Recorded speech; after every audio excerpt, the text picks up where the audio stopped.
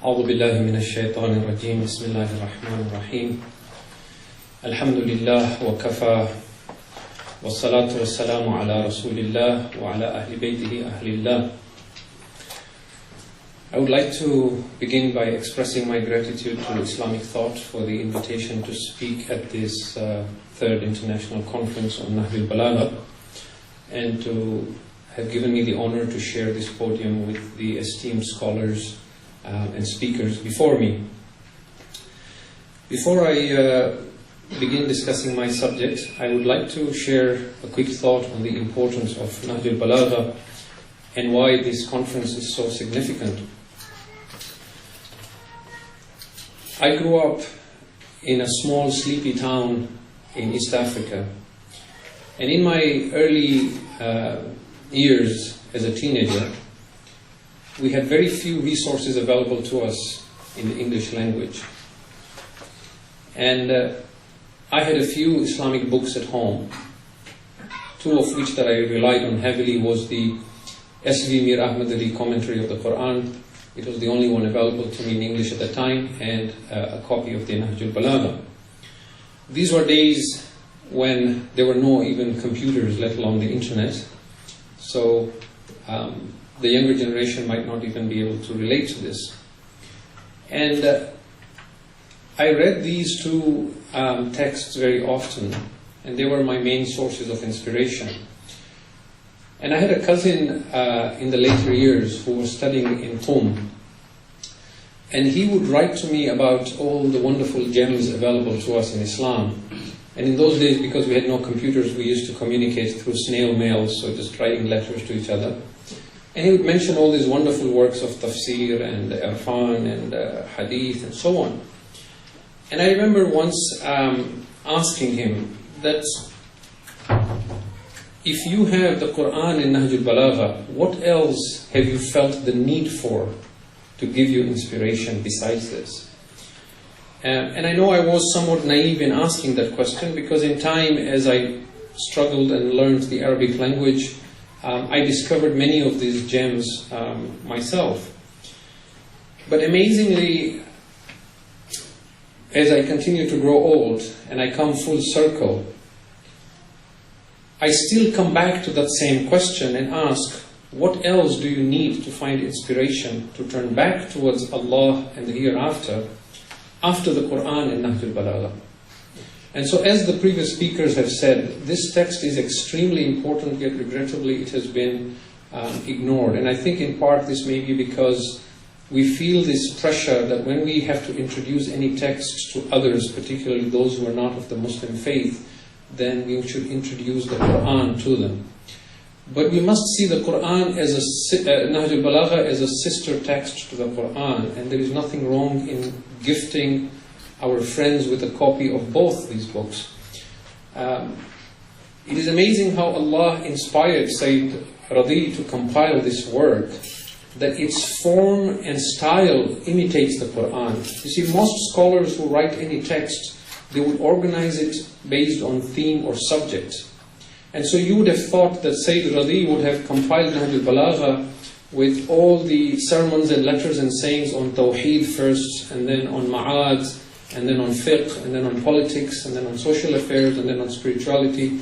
And obviously, if you would have done that, people would only read those parts of the text that are of interest to them.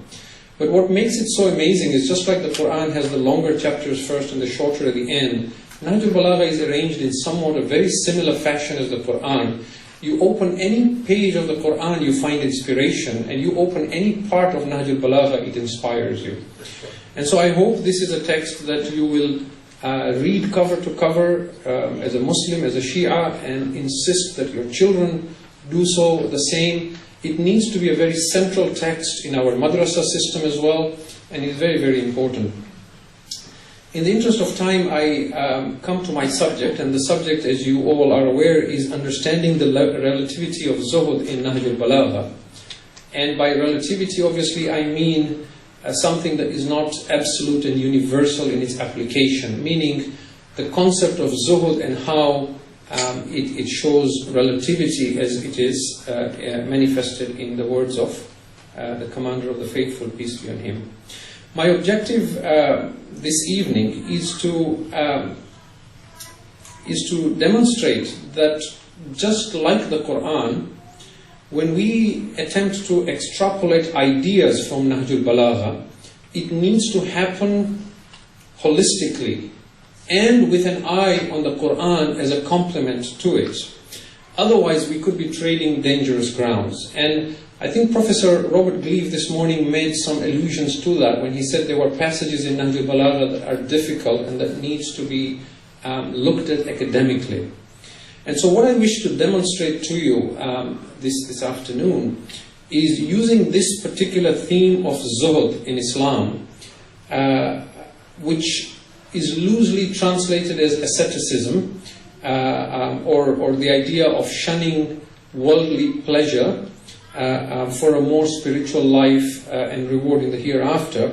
I want to demonstrate and show you how, if you take this idea of Zohd and look at it piecemeal, it gives you a very dangerous idea, unless you understand it holistically with the Quran to go with it.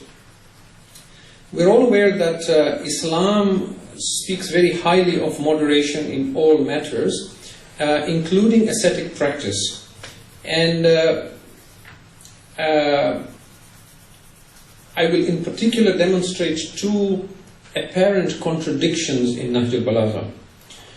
One of these is that even though Islam teaches moderation, I will show you that when you look at Zuhud, or the concept of being an ascetic or asceticism in Nahjul Balagha, it suggests a rather extreme idea. The second thing that I will demonstrate, which again is quote-unquote an apparent contradiction, is that the commander of the faithful, peace be on him, has a particular attitude towards the world, again related to Zuhud. When he talks of dunya, he's very, very critical of it, extremely. But if someone else criticizes dunya, then he takes the complete opposite stand, and he criticizes that individual for criticizing dunya, and he begins to defend dunya. So we need to understand these, and then I'll demonstrate how we resolve such paradoxes in a text like Nahjul Balagha. And in a sense, they're both related as we begin to explain it. So let us begin with the first issue, which is, what is Zuhud or asceticism, and the ascetics, the Zuhad, what are they in the eyes of Imam Ali, peace be on him? We said Islam teaches moderation, Islam forbids monasticism, Islam forbids celibacy. And you have time, the scholars say from pulpits and podiums, that Islam teaches you can possess the world as long as the world does not possess you. You can own the world as long as the world does not own you. And that there is nothing wrong with being rich as long as it is lawfully earned. And there is nothing wrong with enjoying worldly pleasure as long as it is lawful and halal. This is what we commonly hear. But now what does Imam Ali alayhi salam say about this? First of all, his own zuhud and his own attitude. What we see from Nahjul Balagha and from other sources is that he ate very, very little. And his food was very simple. Dry bread or barley bread with a little bit of salt or a little bit of yogurt. And when you saw him, immediately you could tell you were looking at an ascetic. In Sermon 181, there is a companion by the name of Nauf al-Bikali. He says, or Bakali, he says that he once saw the commander of the faithful delivering a sermon in Kufa to his army. It was outdoors, and he was standing on a rock, and he wore a garment that was made of wool, which is a garment that was rough and coarse. The belt of his sword was made out of palm leaves, and the sandals he wore was as well made out of palm leaves. And he says on his forehead there was a lump like the knee of a camel because of the excessive prostrations. And when Muawiyah, the caliph, becomes the caliph, this is after the passing away of Imam Ali, when he forces Dirar bin Hamza to describe Ali and says, you have to describe him to me, how you found him. He says, by Allah, I used to see Ali in the middle of the night, standing in the corner of the mosque, weeping like a man in extreme pain, quivering, shaking out of the awe of God, saying to the world, Ya dunya, ilayki anni. Oh world, get away from me. Are you trying to deceive and tempt Ali? Ghurri ghayri, go deceive someone else. فَإِنِّي قَدْ طَلَقْتُكِ ثَلَاثًا, I have divorced you 3 times, after which there is no reconciliation. Which is a very beautiful expression for those of you who understand Arabic, because in Arabic the inanimate nouns as well have a gender, just like in French. And dunya is feminine. So when he says, I have divorced you 3 times, he's alluding to the Islamic principles of divorce. Again, in one of the sayings in Nahjul Balagha, we are told his garments were very old and they were filled with patches. And when he was asked why, he said, it makes my heart humble. And that dunya and akhirah, this world and the hereafter, are like 2 roads that go in opposite directions, and you must choose one of them. You cannot have both. He's giving us the reason for his ascetic practice. He says in Sermon 159, by Allah, I have put so many patches on my garment that now I am ashamed to go to the tailor and ask him to put any more patches. There is no room for more patches in the garment of Ali. And someone said to him, why do you not remove this, Ya Amir al-Mu'mineen? He says, get away from me. For it is only in the morning that people will speak highly of the night journey. Meaning it is only in the hereafter that you will realize the value of this in this world. Now here we may argue that Ali lives like this because he's an imam, he's a leader. He must set an example and live at the level of the poorest in his nation. And there is some truth to this, because he says this to one of his companions called Asim bin Ziyad al-Harithi, that I will mention shortly. But then when we look at Nahjul Balagha, we see him giving us examples from the other prophets of God. He tells us in this Sermon 159, he says, let me give you the example of Moses. Moses used to fast so excessively and ate only the green herbs or herbs from the ground, so much so that the greenness in his belly was apparent because of how thin he was. He says, let me give you the example of the prophet and King David, Dawood alayhi salam. He ate barley bread and he weaved baskets and went and sold them to earn a living for himself.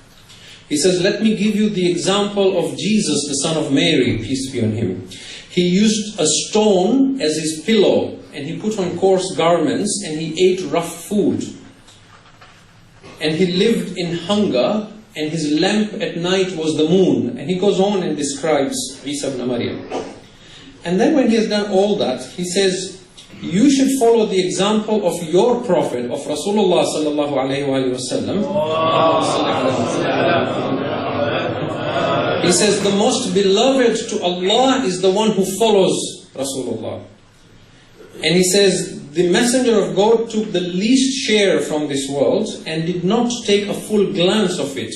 Of all the people, he was the least satiated and the most empty of stomach. And you know, we have some traditions to say that the messenger of God, blessings and peace be on him and his family, he used to have a rock that was very flat and thin. And sometimes his hunger was so excessive, he would tie that rock to his stomach with a belt. Now keep in mind, we're trying to understand this in light of Islam teaching moderation, right? He says, if one of the wives of the Prophet put up a curtain that had some embellishments and pictures related to the world, the Prophet used to say to his wife, oh such and such, remove this from my sight, because when I look at it, I remember the world.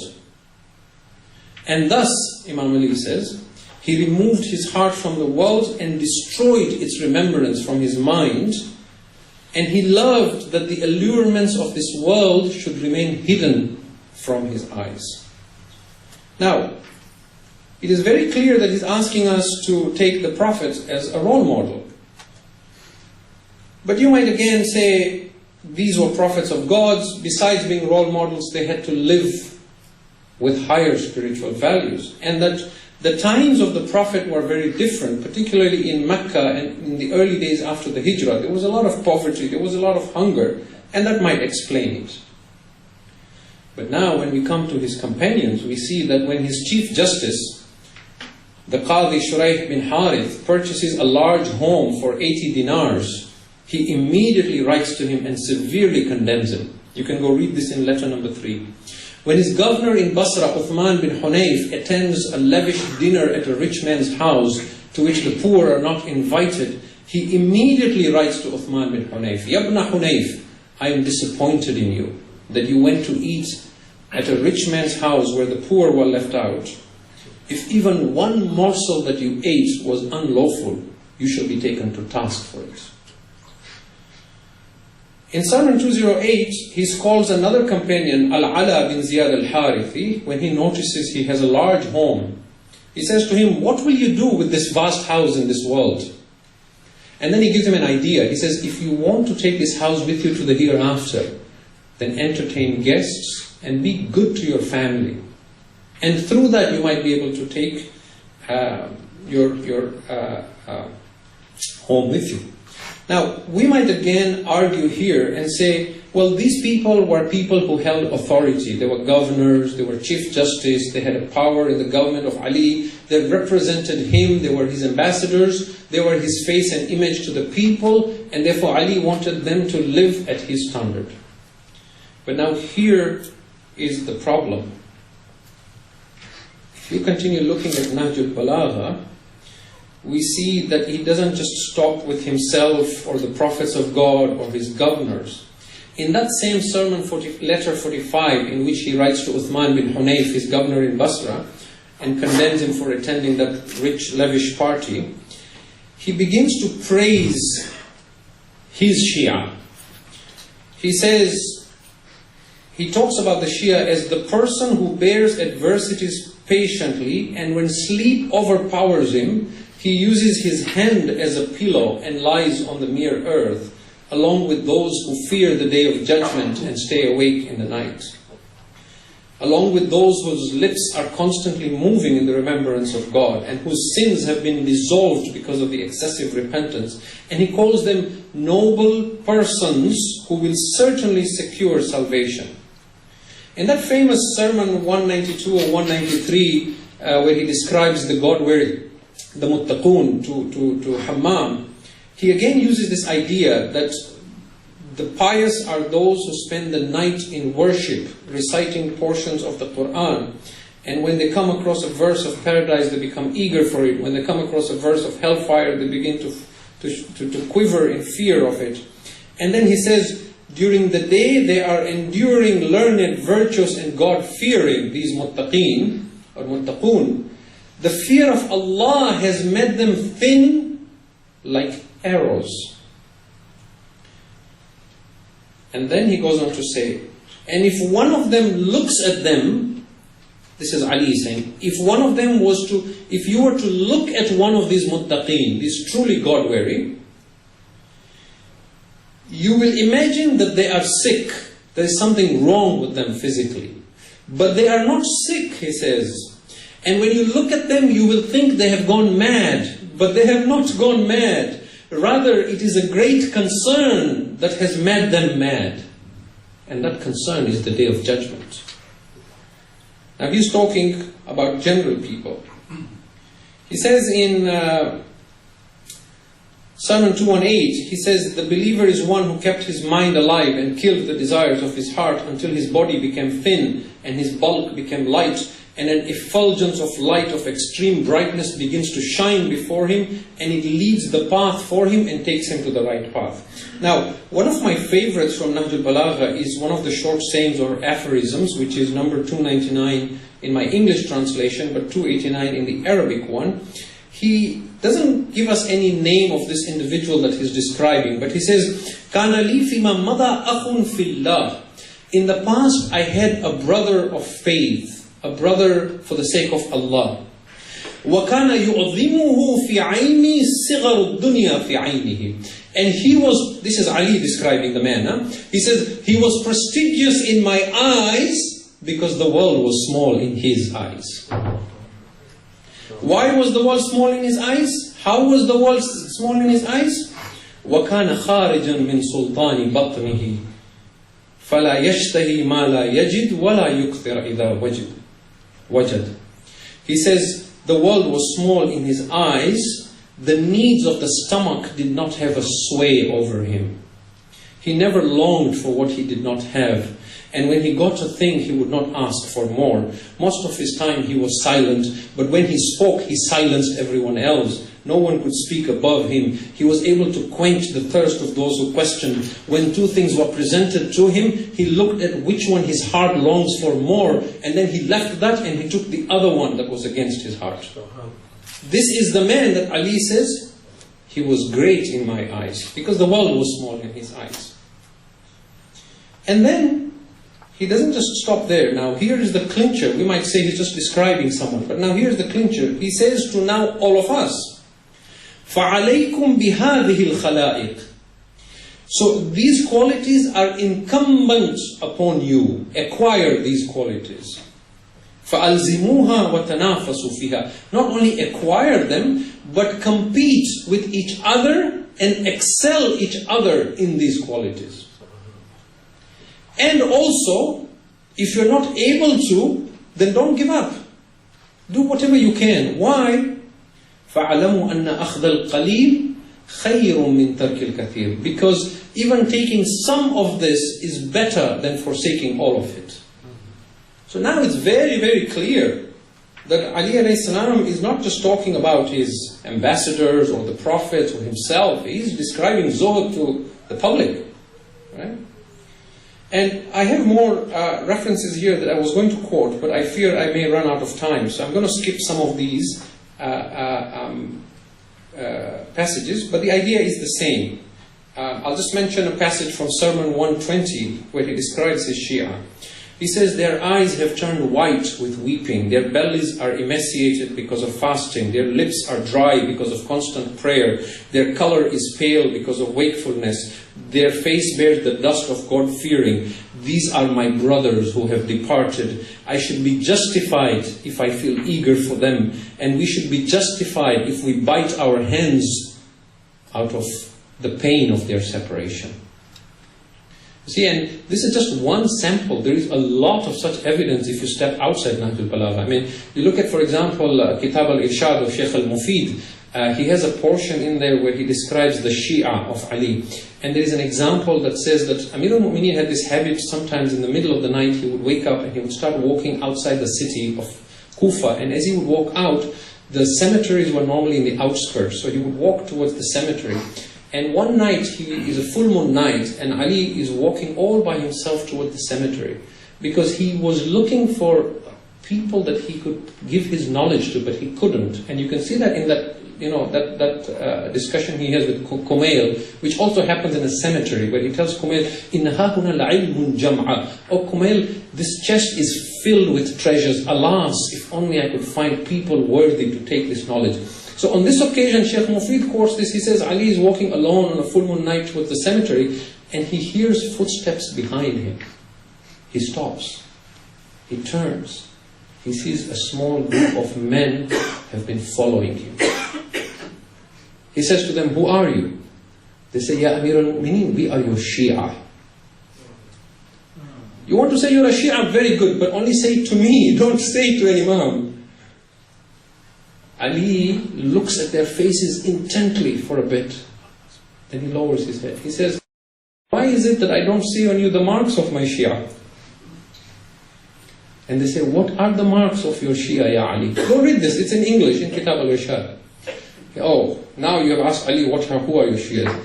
He says, They have hollow stomachs through fasting, their backs are bent through prayers, their eyes are swollen through weeping, their faces are yellow because of staying awake through the night, they are covered with the dust of humility. This is how he's describing his Shia. And this is a paradox because we need to understand this. Now, the second issue was the idea of dunya. How does Ali alayhi salam understand dunya, and why is there a reversal when someone else criticizes dunya?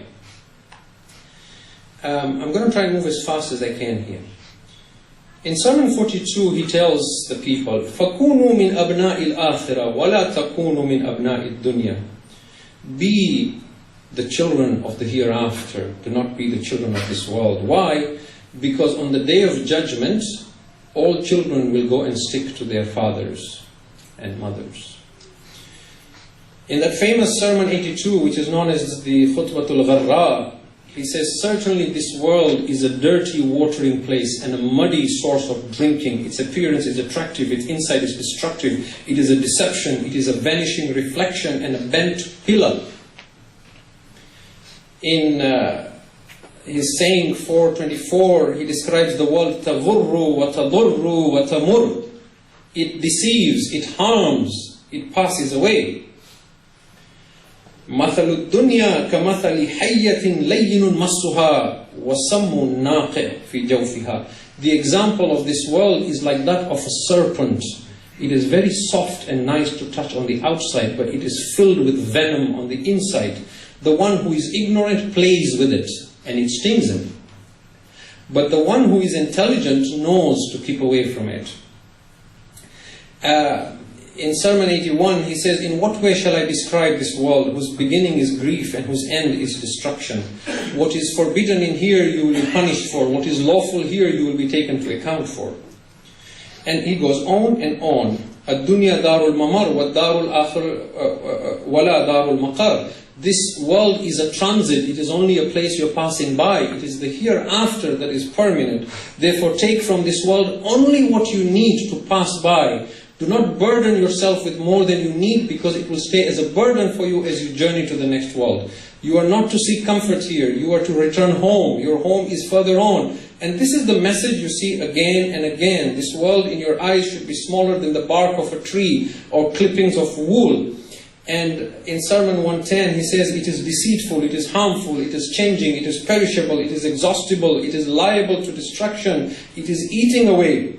What is wrong with you? You feel satisfied with the little you have secured in this world, while the much of the hereafter that you have lost does not grieve you. The little of this world causes you so much pain when you lose it that the pain becomes apparent on your faces, and the lack of patience over what is taken away from you, as though this world was your permanent abode, and as though your wealth was meant to stay with you for good. And again he says, in one of his sayings, he asks, he says, أَلَا حُرٌّ يَدَعُ هَذِهِ اللُّمَذَ لِأَهْلِهَا. Is there no free person amongst you to leave this chewed up morsel? He calls dunya a chewed up morsel. Take a piece of meat, chew it, and then spit it out. This is what he says is dunya. He says, is there no free man amongst you? Are you so enslaved by the world? Is there no free man to give up this chewed up morsel for those who love it? Certainly, your price is nothing but paradise. So do not sell yourselves for anything short of paradise. And then, in one of his sayings, again one of my favorites, this is saying number 236, he says, وَاللَّهِ لَدُنْيَاكُمْ هَذِهِ أَهْوَنُ فِي عَيْنِي مِنْ عِرَاقِ خِنْزِيرٍ فِي يَدِي مَجْذُومٍ. By Allah, this world of yours has less value in my eyes than the leftover bone of a pig in the hands of a leper. Who is eloquent like Ali? Nahjul Balagha. By Allah, this world of yours has less value in my eyes than the leftover bone of a pig in the hands of a leper. In another sermon of his, Sermon 202, he says, وَأَخْرِجُ مِن دُنْيَا قُلُوبَكُم مِّن قَبْلِ أَن تُخْرَجُ مِنْهَا أَبْدَانَكُمْ. O people, take your hearts out of this world before your bodies are taken out. Before we pick your carcass and wash it and put it in a box and bury it in the ground, take your hearts out first. Die before you die. Yes?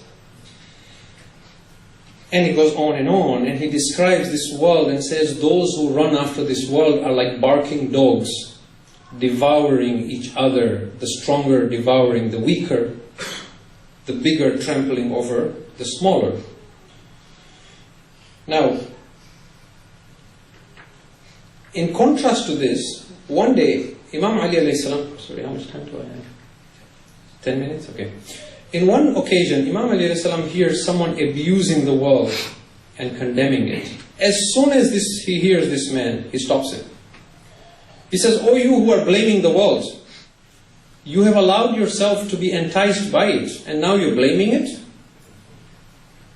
Do you have any right to blame and accuse it when you are the hypocrite and the sinner? When did the world cause you to lose your intelligence and reasoning? Did the world conceal from you the fact that it is temporary? Did the world conceal from you the fate of your forefathers? Has the world kept the resting places of your mothers a secret from you? How many times have you sat beside a sick man and the doctors have come to see him and they have lost hope for him and you have seen him die? Certainly, now he's praising dunya. This world is a house of truth for those who look into it carefully. It is an abode of peace and rest for those who understand its ways. It is a place of acquiring knowledge and wisdom for those who want it. It is a place of worship for the friends of Allah and the angels. It is a place where prophets received revelation. It is a place where the virtuous do good and righteous deeds, and they are assigned reward for it. It is only in this world that you can trade your actions for eternal rewards. Who are you to abuse the world when it has openly declared its mortality and its calamities and that it is temporary and fading away? There are people who will praise this world on the Day of Judgment because of how they took advantage of it to build their hereafter and they benefited from it. Now, I needed 15 minutes. I'm going to try and do it now in whatever is left, 8 minutes. How do we explain these two paradoxes? Let me explain the second one first. This idea of he criticizes the world and calls it a serpent, a dirty place, a deception, but when someone else does it, he does not accept it. We look at this holistically and we say that the issue here is an issue of ma'rifah, of understanding. The one who criticized the world was not doing anything to abstain from the world. He was naive, he was ignorant, he was a hypocrite, and he was inexperienced. It is one thing to speak about something when you have in-depth knowledge about it, and it's one thing to talk about it and just, as we say, shoot breeze, right? I know, for example, Islam condemns usury. I can stand before you and condemn the banking system and interests and this and so on. But you won't take me seriously. If an economist stands and talks about the vices of usury and the flaws of the banking system, now he has a right to say that because he understands it in depth. So the issue of ma'rifah is very, very important. You see, there are a lot of people who practice a lot of spiritual practices. I'm sure you have them in your families as well. People who spend enormous amount of time praying, fasting, reciting Quran, reciting du'as, but you don't see them attain any higher level of spirituality. Why? Because the action is there, the understanding is not there, the ma'rifah is not there. They don't know the God that they are worshipping. Converse to these, there are a lot of people that you will hear who speak about God, who speak about irfan and spirituality and so on and so forth. But again, you don't see anything in them. Why? Because they don't practice what they know. So there is this fine balance between understanding and then the practice of what you know. And unless these two come about, we don't really attain any special status in terms of zuhud or irfan or anything like that. Which is why the Imam in one of places in Nahjul Balagha, he says, there are many people whose fast is nothing but hunger and thirst. And there are many people whose prayers all night is nothing but just staying awake and hardship. Okay, so the issue of ma'rifah is very, very important. And again, in the interest of time, I'm not going to elaborate here. But there is also a saying in Nahjul Balagha where a man said in front of Imam Ali, Astaghfirullah Rabbi wa atubu ilayh. And Imam Ali condemns him. He says, woe be unto you, may your mother weep over you. Do you know the meaning of istighfar, that you say Astaghfirullah? Now we're told to saying istighfar is a good thing, right? Why does he condemn him? Because he sees he is just saying it, but there is no understanding of what he's saying. Right? So the issue of ma'rifah is very important. Now, the first paradox, which is why does Imam Ali promote extreme zuhud, even though Islam teaches moderation? Here, the common answer we normally get is because the time he lived in was very materialistic, and so he had to tip the balance. Or we say that the Imam had to set an example for others. But I think, as I've shown you, there is a lot more than just that. That does not suffice as an explanation, because there is so many examples of this. There are so many examples in Nahjul Balagha that we cannot simply write it off by saying this. The only understanding or way to explain this paradox, in my humble opinion, and this is just a theory, is that there are two kinds of zuhud in the eyes of Imam Ali alayhi salam. There is one which is for the general masses, and then there is one which is for an elite and a special group of people. And this agrees with the Quran, because if you look at the chapter 56 of the Quran, Surah Al-Waqi'ah, it speaks of the people of the right hand and the people of the left hand, isn't it? فَأَصْحَابُ الْمَيْمَنَ مَا أَصْحَابُ الْمَيْمَنَ وَأَصْحَابُ الْمَشْأَمَ مَا أَصْحَابُ الْمَشْأَمَ. But then there is a third group. وَالسَّابِقُونَ السَّابِقُونَ أُولَٰئِكَ الْمُقَرَّبُونَ.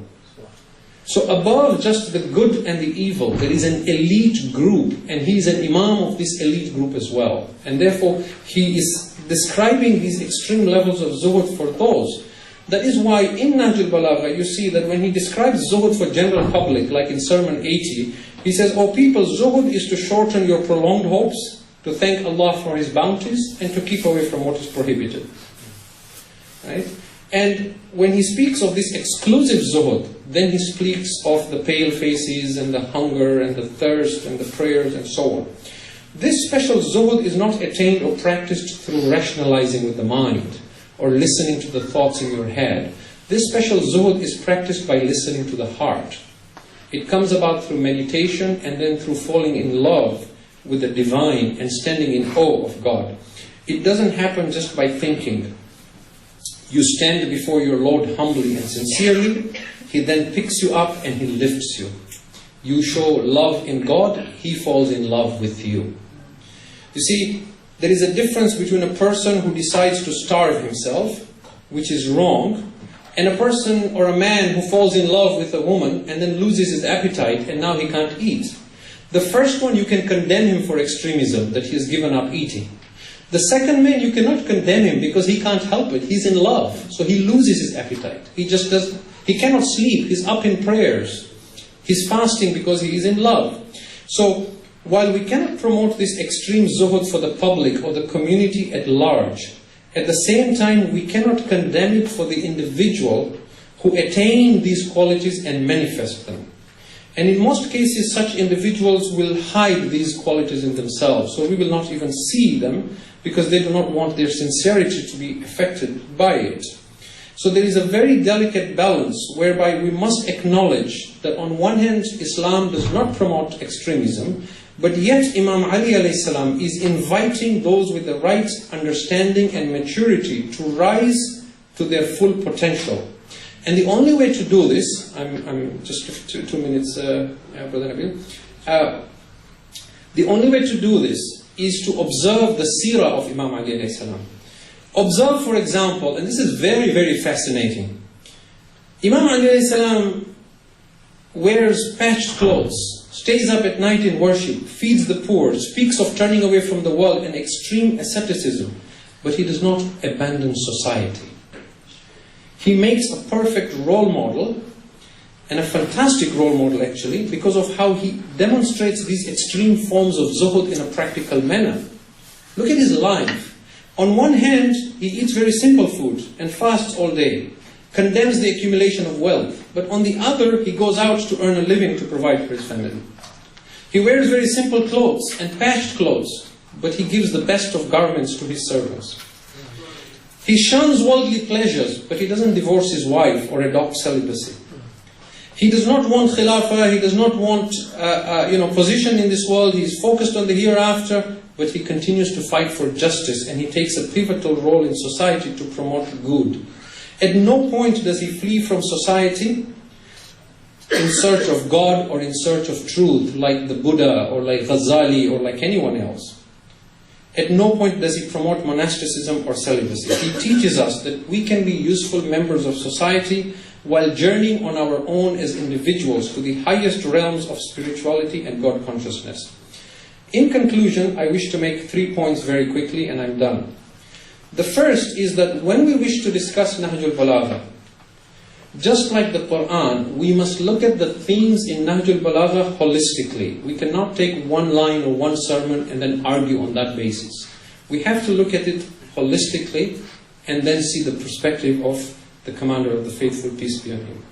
The second is that we must distinguish between an individual who approaches ascetic practice with the mind alone, attempting to rationalize and ritualize the practice, from one who does so with the heart out of an expression of love for God with self-realization. There is a vast difference between these two. And the third and final point is that we cannot promote and encourage extreme forms of Zohd, because that would be again a process of rationalization.